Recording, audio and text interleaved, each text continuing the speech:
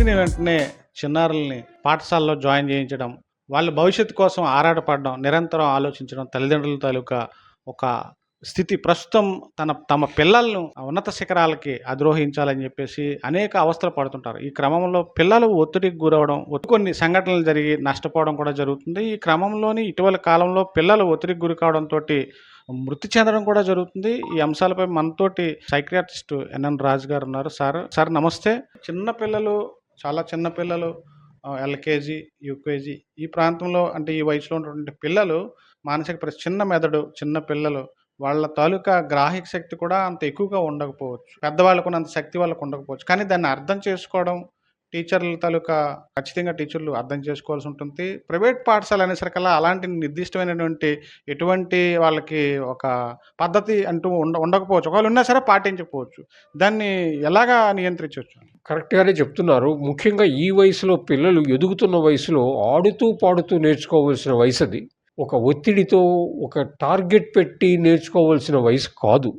అంటే ముఖ్యంగా ఆటల్లోని, పాటల్లోని ఒక రకమైన రిలాక్స్డ్ అట్మాస్ఫియర్‌లో పిల్లలకు నేర్పినట్లయితే వాళ్ళ బుద్ధి కూడా వికసిస్తుంది. వాళ్ళ మెదడు కూడా చక్కగా అభివృద్ధి చెందే అవకాశం ఉంటుంది.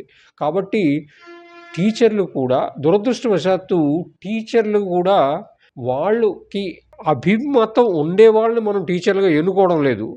ప్రతి వాళ్ళు ఏంటంటే ఉద్యోగం చేసే పద్ధతిలోనే టీచర్లు అవుతున్నారే కానీ టీచింగ్ స్కిల్ అనేది పూర్తిగా విభిన్నమైనటువంటి నైపుణ్యం. ఆ నైపుణ్యంలో కొంతమందికి మంచిగా పిల్లలతో మమేకమే మనం చూస్తున్నాం చాలాసార్లు డాన్సులు చేసుకుంటూ, పాటలు పాడుకుంటూ, ఒక్కొక్కరికొకరు ఎత్తుకుంటూ, తిప్పుకుంటూ ప్లే స్కూల్లో ఎట్లా చేస్తారో అట్లాగా ఎప్పుడైనా నేర్చుకోవడం అనేది ఆనందంగా ఉన్నప్పుడే నేర్చుకోవడం జరుగుతుంది. ఏ విషయమైనా సరే.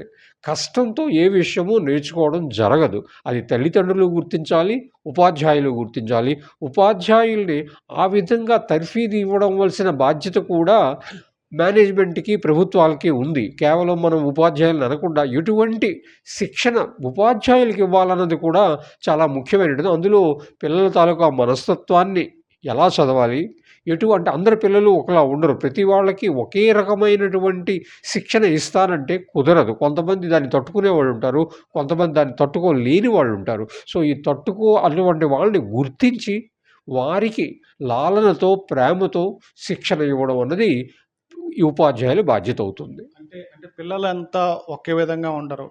ఒక్కొక్క ఏజు ఒక్కొక్క రకంగా ఉంటారు. ఒకే ఏజ్‌లో ఉన్నోళ్ళు కూడా విభిన్న వ్యత్యాసాలు కూడా కలిగి ఉంటారు. అంటే తల్లిదండ్రులు చిన్నప్పటి నుంచి పెంచే విధానం బట్టి, ఉపాధ్యాయులు ట్రీట్ చేసే విధానం బట్టి కూడా ఉంటుంది. అంటే హోంవర్క్ అనేసరికల్లా పిల్లలు భయపడిపోతుంటారండి. వాళ్ళకి ఏ రకంగా అవగాహన చేయాల్సిన అవసరం ఉందండి? ముఖ్యంగా ఇందాకే నేను చెప్పినట్లు ఏంటంటే ఒక ప్రణాళిక ఉన్నప్పుడు వాళ్ళు దానికి భయపడరు. రేపు నేను ఇది చెయ్యాలి అనే ప్రణాళిక ముందుగానే తెలిసినప్పుడు వాళ్ళు చేయబడరు. అలాగే ఇక్కడ ఇప్పుడు కూడా ప్రవర్తనలో మళ్ళీ మళ్ళీ చేయాల్సిన ప్రవర్తన ఎప్పుడూ రివార్డ్ ద్వారానే చేయగలము. పనిష్మెంట్ ద్వారా ఏ ప్రవర్తన కూడా మార్చలేము. పనిష్మెంట్ వల్ల నష్టమే కానీ లాభము లేదు. ఆ విషయం పెద్దవాళ్ళకి, పిల్లవాళ్ళకి కూడా మనం చూస్తున్నాము. ఏదో జైల్లో పెట్టినంత మాత్రాన ఎవరూ మారిపోయే అవకాశాలు ఉండవు. అలాగే కొట్టినంత మాత్రాన, తిట్టినంత మాత్రాన పిల్లలు మంచి అవుతారు అన్నది భ్రమ అన్నది శాస్త్రీయంగా నిరూపించబడింది. కాబట్టి ఉపాధ్యాయులు, తల్లిదండ్రులు ముఖ్యంగా గమనించాల్సింది ముఖ్యంగా ఒక ప్రవర్తన లేదా ఒక నైపుణ్యత మళ్ళీ మళ్ళీ జరగాలి అంటే కేవలం సపోర్టు, రివార్డ్ ద్వారానే చేయగలం తప్పితే కొట్టడం వలన, తిట్టడం వలన, కసరడం వలన ఒక లెక్కల్ని మళ్ళీ బాగా చేయించలేము. ఒక ఇంగ్లీష్‌ని బాగా నేర్పించలేము. అది దురదృష్టవశాత్తు తల్లిదండ్రులు కానీ, ఉపాధ్యాయులు కానీ గుర్తించకుండా ఆ విధంగా ప్రవర్తించడం జరుగుతోంది. పిల్లలు ఇటీవల కాలంలో విపరీతమైన ఒత్తిడి పడడం, హోంవర్క్‌లు సమయానికి చేయలేకపోతే టీచర్లు ఏమంటారని భయపడడం, ఒక్క చిన్న దెబ్బకే హఠాత్తుగా ఒక్కసారిగా కుప్పకూలిపోవడం, ప్రాణాలు పోవడం అలాంటి సంఘటనలు కూడా ఇటీవల కాలంలో జరుగుతున్నాయి. అంటే వీటిని ఎలా గుర్తించాల్సి ఉంటుందండి టీచర్లు గానీ, ఉపాధ్యాయులు గానీ, లేకపోతే తల్లిదండ్రులు గానీ? ఇందాక అనుకున్నట్లుగా విద్యార్థులలో విభిన్న మనస్తత్వాలు ఉండేవాళ్ళు ఉంటారు. విభిన్నమైనటువంటి శారీరక దృఢత్వం ఉండేవాళ్ళు కూడా ఉంటారు. ఎవరు ఎలా ఉంటారని ఎవరము గుర్తించలేము కాబట్టి అందరినీ ఒకలా చూడడం అనేది చాలా ముఖ్యమైనటువంటి ఆప్యాయంగా చూడడం అనేది చాలా ముఖ్యమైనటువంటి విషయం. అందులో షాక్ కలిగినప్పుడు ఏమవుతుందంటే, కొన్ని శారీరకమైన మార్పులు తొందరగా జరిగిపోతాయి. గుండె గడగడ కొట్టేసుకోవడము, చెమటలు పట్టడము, బ్రెయిన్ ఎక్కువగా పనిచేయడము, ఓవర్ యాక్టివ్ అవుతుంది. దానివల్ల ఏమవుతుంది, అందరూ దాన్ని ఆ శారీరక వ్యవస్థ అందరిలో సక్రమంగా ఉండకపోవచ్చు. కాబట్టి సడెన్‌గా షాక్‌లోకి గురైనప్పుడు మొత్తం నిస్తేజం అయిపోవచ్చు. మనందరికీ కూడా అది అనుభవమే. సడెన్ షాక్ అయినప్పుడు ఒక సెకండ్ ఏం చేయాలో తెలియని పరిస్థితిలోకి వెళ్ళిపోతాము. అప్పుడు గుండె అవి ఆగిపోయే ప్రమాదం జరగవచ్చు. కాబట్టి మనం చెప్పేదేంటంటే, ముఖ్యంగా అందరినీ కూడా ఒక హఠాత్ పరిణామాలకి గురి చెయ్యవద్దు. వాళ్ళని లాలించండి, లేదా ఇగ్నోర్ అంటాము. అంటే ఏం చేయాలి, ఆ విషయం అప్పుడు పక్కన పెట్టి తర్వాత పిలిచి ఏం చేయాలి, ఎట్లా చేయాలి, ఏ రోజుకి ఆ రోజు దాన్ని సూపర్వైజ్ చేసి, కావాలంటే తల్లిదండ్రులను పిలిచి, కనీసం వాళ్ళు చదువుకోక్కర్లా. వాడు చేస్తున్నాడా లేదా, ఒక నిర్దిష్టమైన ప్రణాళిక 6-9 దాకా చదువుతున్నాడా లేదా చూస్తే చాలు. చేసిన వెంటనే దాన్ని రివార్డ్, ఒక చాక్లెట్ కావచ్చు, ఒక ముద్దు కావచ్చు, పెద్ద డబ్బులు పెట్టేసే రివార్డ్ అవ్వక్కర్లేదు. అలా నువ్వు చేసావు అన్నదానికి రివార్డ్ చేయడము, చెయ్యనప్పుడు ఊరుకోవడం అన్నదే ముఖ్యం గానీ, పనిష్ చేయడం అన్నది ముఖ్యం కాదు ఇక్కడ. పిల్లల విషయంలో తల్లిదండ్రులు గానీ, ఉపాధ్యాయులు గానీ ఎక్కువగా మందలించడం, ఎక్కువగా అంటే చదివించడం కోసం ఎక్కువగా వారిని బాగా ప్రెస్ చేయడం వంటివి చేస్తూ ఉంటారు. అంటే ఇప్పుడున్నటువంటి పోటీ ప్రపంచం కావచ్చు, ఒత్తిడి ప్రపంచం కావచ్చు. అంటే వీటిని ఖచ్చితంగా మనం విడిచిపెట్టి మీరు చెప్పినట్టుగానే ముందుకెళ్ళాల్సి ఉంటదంటారు. ముఖ్యంగా ఈ మందలించడము, కొట్టడము, తిట్టడం డెఫినిట్‌గా ఖండించవలసిన విషయము. మీరు ఎన్ని తరతరాలుగా చూడండి, కొట్టడం వల్లే బాగుపోయారు అన్నది చాలా అబద్ధమైనటువంటి ప్రచారం. ముఖ్యంగా కొట్టడం వల్లే బాగయ్యుంటే అందరూ బాగుండేవారు. అసలు క్లాసులో పరీక్షలు పోయేవారు ఉండరు, తక్కువ క్లాసులకు వచ్చేవాళ్ళు కూడా ఉండరు. సాధారణంగా పనిష్మెంట్ చేయటం వల్ల ఏమవుతుందంటే, స్కూల్ డ్రాప్ అవుట్స్ ఎక్కువవుతాయి. రాకుండా, చదవకుండా, ఆ సబ్జెక్ట్ అంటేనే తనకి ఒక విధమైనటువంటి భయం కలిగే పరిస్థితులు మనం కల్పిస్తాము. లెక్కలు చేయలేదని కొడితే ఏమవుతుంది, లెక్కలు చేయడం మానేస్తాడు, మొత్తం మానేస్తాడు. దానికన్నా దాన్ని పక్కన పెట్టడం, అంటే ఇమీడియట్‌గా ఏమవుతుందంటే, అందరము ఒక రకమైనటువంటి ముఖ్యంగా హఠాత్తుగా ఆందోళనకు గురవుతాం, కోపానికి గురవుతాం. కోపం వచ్చేస్తుంది టీచర్‌కి.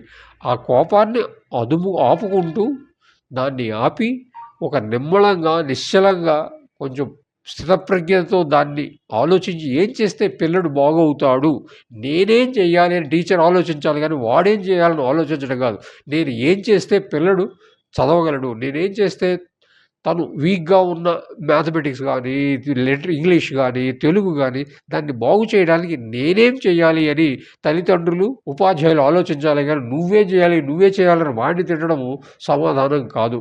కాబట్టి వాళ్ళందరినీ ఇంతకుముందు పదే చెప్తున్నట్లుగా వాళ్ళకి ఎక్కువ ట్రైనింగ్ ఇవ్వచ్చు, వాళ్ళకి ఎక్కువ ధ్యాస పెట్టొచ్చు, వాళ్ళలో ఎక్కువగా జిజ్ఞాస ఎక్కువగా కలిగే విధంగా ప్రణాళికను చేయడం అనేది చాలా ముఖ్యమైనటువంటి. అంటే పిల్లల ఒత్తిడి విషయంలోని స్కూల్ యాజమాన్యాలు, పాఠశాల యాజమాన్యాలు అంటే వాళ్ళేంటంటే ఒక ఆర్థికపరమైన అంశాలతో చూస్తుంటారు. అట్లా కాకుండా ఖచ్చితంగా పిల్లల భవిష్యత్తు కోసం యాజమాన్యాలు కూడా, ప్రైవేట్ పాఠశాల యాజమాన్యాలు కూడా ఎలాంటి చర్యలు చేపట్టాలి? ఎలాంటి టీచర్‌లను తీసుకుంటే మంచిదంటారు? ముఖ్యంగా ఇక్కడ తల్లిదండ్రులు, ఉపాధ్యాయులు చాలా ముఖ్యమైనటువంటి పాత్ర పోషిస్తారు. కాబట్టి వాళ్ళకి నిరంతరం శిక్షణ తరగతులు పిల్లలకే కాదు, టీచర్లకి, ఉపాధ్యాయులకు కూడా ఇప్పుడు ఈ మధ్య కాలంలో సుప్రీం కోర్టులు అవి కూడా చెప్తున్నాయి, కౌన్సిలర్లు పెట్టండి అని చెప్పి.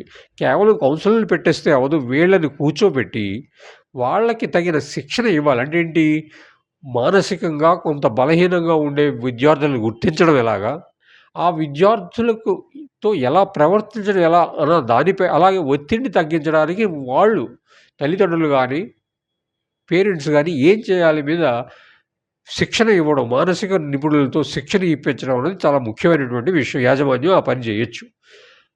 అది అలా చేయటం వల్ల ఏంటంటే, ఒత్తిడి తగ్గించడానికి ఏం చేయొచ్చో ఈ నిపుణులు చెప్తారు. కొంతైనా సరే కొంతమంది కూడా అలాగే వాళ్ళు వెళ్ళి తిరిగి స్కూల్లో మిగిలిన స్టాఫ్ కూడా, కేవలం ఉపాధ్యాయులే కాదు, మొత్తం స్కూల్లో ఉండే ఆయాలు కానివ్వండి, లేకపోతే డ్రైవర్లు కానివ్వండి, లేకపోతే బస్సు లో ఉండే సూపర్వైజర్లు కానివ్వండి, హాస్టల్లో సూపర్వైజర్లు, వీళ్ళందరికీ కూడా నిరంతరం ఒక 2 నెలలకోసారో, 3 నెలలకోసారో ఒక మానసికమైనటువంటి శిక్షణ ఇప్పించడం చాలా ముఖ్యమైనటువంటి విషయం. ఒత్తిడి పిల్లలకే కాదు టీచర్ మీద కూడా ఉంటుంది. ఎందుకంటే వాళ్ళ మీద ప్రెషర్, మేనేజ్మెంట్ ప్రెషర్ ఉంటుంది. అందరూ చేసేయాలి. నీ క్లాస్‌లో ఎక్కువ మంది రావాలి. 1, 2, 3, 5, 8, 9 ర్యాంకులు వచ్చేయాలి అన్న పాపం దురదృష్టవశాత్తు టీచర్ల మీద చాలా ఎక్కువ ఉంటుంది ప్రైవేట్ స్కూల్‌లో. ఎందుకంటే తక్కువైపోతే జీతాలు కట్ చేసేయడము, జీతాలు ఇవ్వకపోవడము ఇటువంటి చర్యలు కూడా యాజమాన్యాలు పూనుకుంటున్నాయి. కాబట్టి యాజమాన్యాల మీద కూడా తగినటువంటి సూపర్విజను ప్రభుత్వాలకి ఉండాలి. కేవలం పూర్తిగా ఇప్పుడు చూస్తున్నాం కనీసం ప్లే గ్రౌండ్ కూడా లేని స్కూళ్ళు అన్నీను.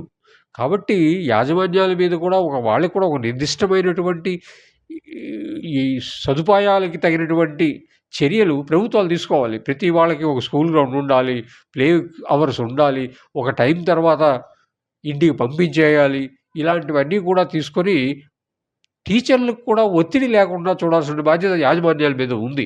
ఎందుకంటే టీచర్లు ఒత్తిడి పడడం వల్ల ఆ ఒత్తిడి మళ్ళీ ఏమవుతుంది? పిల్లల మీద చూపిస్తున్నారు వాళ్ళు. కాబట్టి టీచర్లు కూడా ఒత్తిడి లేని స్కూల్ వాతావరణాన్ని కల్పిస్తే, వాళ్ళకి శిక్షణ ఇస్తే, వాళ్ళు కూడా ఒత్తిడి లేకుండా పిల్లల మీద ఎటువంటి అమానుష్యమైన చర్యలు తీసుకోకుండా ఉంటారు. మానసిక వైద్య నిపుణులు ఎన్ఎన్ రాజు గారు చెప్పిన అంశాల బట్టి పిల్లల్ని అంటే అంత చిన్న వయసులో ఎల్‌కేజీ, యూకేజీ స్టాండర్డ్ స్థాయిలోని పిల్లల్ని ప్రేమించాలి. వాళ్ళని మురిపెంగా చూసుకోవాలి. ఆటలాడించి వాళ్ళకి విద్యను బోధించాలి. దీనికోసం ఏంటంటే ప్రైవేట్ యాజమాన్యాలు ఖచ్చితంగా నిబంధనలు పాటించాలి. టీచర్లకు కూడా అవగాహన కల్పించాలి.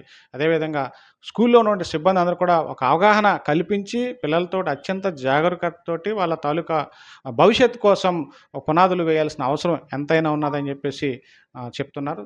కెమెరామెన్ స్వామితో Sridhar, GT India news, Visakhapatnam.